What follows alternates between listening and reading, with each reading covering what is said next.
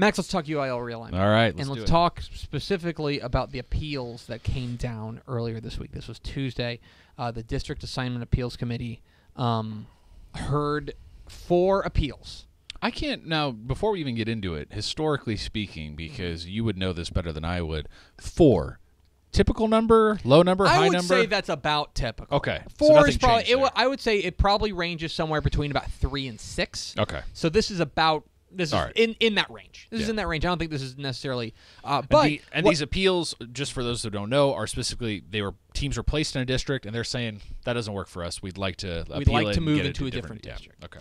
Some asked to go into a different classification. We'll get into that in a second. But the point is, we had 4 UIL appeals get heard this week, and generally speaking, in the past, I will say, if you want to use past as pretext, you can say that the UIL has been willing to listen. Yeah.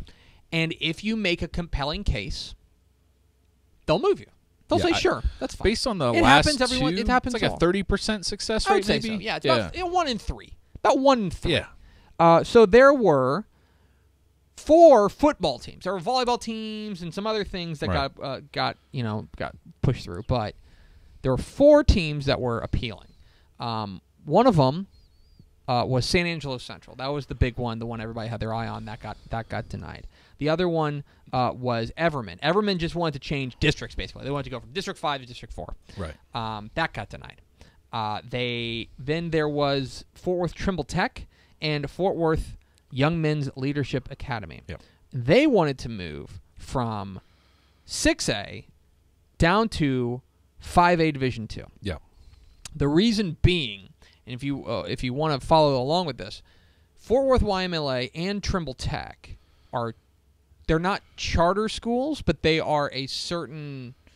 Okay, YMLA is a charter school. Yeah. Trimble Tech, I need to dig into that a little bit more, but they are some type of magnet hybrid thing. They're a special case. The UIL has a rule in place to say that if you are a charter school, you have to play at the highest level of classification in the school district in which you reside. Right. And so that is why Fort Worth, there are 6A teams in Fort Worth ISD.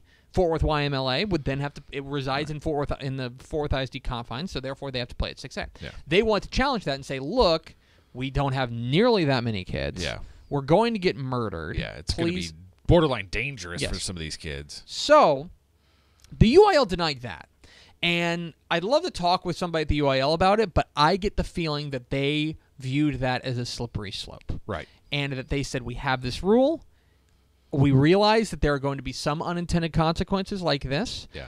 Essentially, the idea behind this is that they don't want to build super teams. Right. That if you're a charter school, you can theoretically pluck who you want. Right. And this is a rule that was established to prevent the idea of super teams. That we're going to take all these best kids and we're going to build. The school's only going to have 300 kids. Right. So we're going to have we're going to be a 3A team. But it's going to be literally 300 athletes. Right. That's what they're trying to prevent. We can definitely have a conversation as to whether or not that's an overstepping rule. Yeah. But the UIL has deferred to that rule. And today, Matt Stepp, our TCTF High School Football Insider, reported that YMLA is going to drop football. Yeah. They're just going to stop playing football. Yeah. Now, they can, it's worth mentioning that they choose to play at the varsity level. Yeah. They knew the rules when they were signing up for this, and they've decided to now stop, suspend the football program. So that district will move to an 8-team district. Yeah. It sucks for those kids. It sucks for those coaches. Right.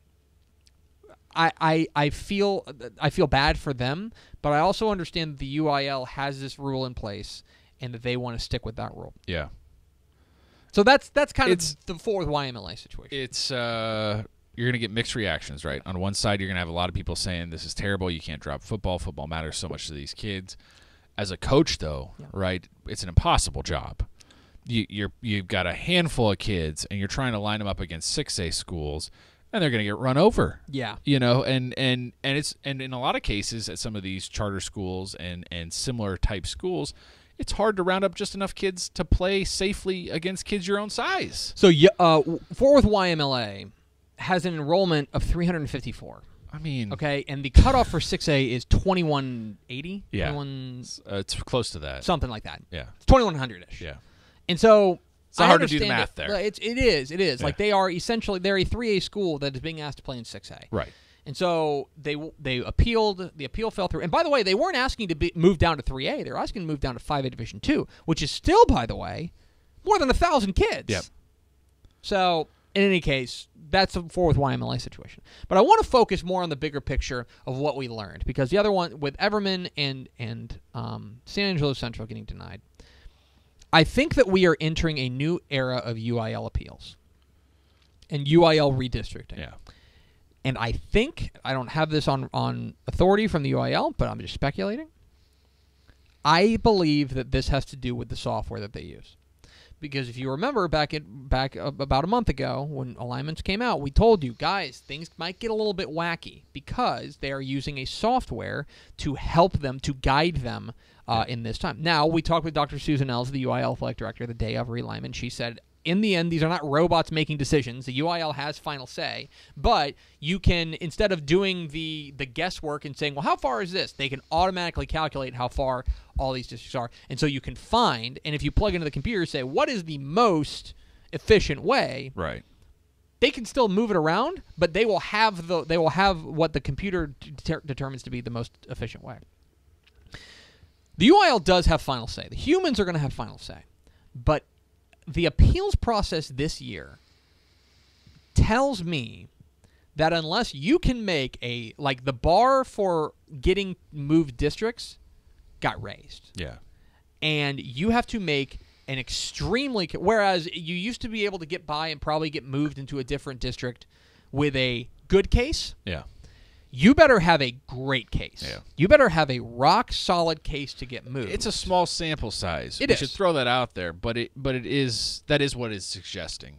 I think that's what we're seeing right now. And I understand that people are going to be upset by this. And we can certainly have a debate as to whether or not there are flaws in the system, if that's the way they should be doing it.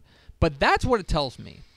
And it tells me, like, for example, in the San Angelo Central situation, that San Angelo Central is in a position where they are going to be in a bad draw regardless. Right. And I believe the computer, based on just kind of the numbers I've crunched and stuff, the computer came up with a situation that would make it the least bad for the least amount of, or for the most amount of people. Yeah. And that's what this alignment is. It is a bad draw for San Angelo Central. Yeah. I understand why they're upset. Yep. But I also feel like they've made that decision based on what the computer told them and what the data told them. So there's that. I think the bar has been raised for UIL alignments, and that we are going to whereas there was going to be a fair amount of movement in 2000 beforehand. Yeah.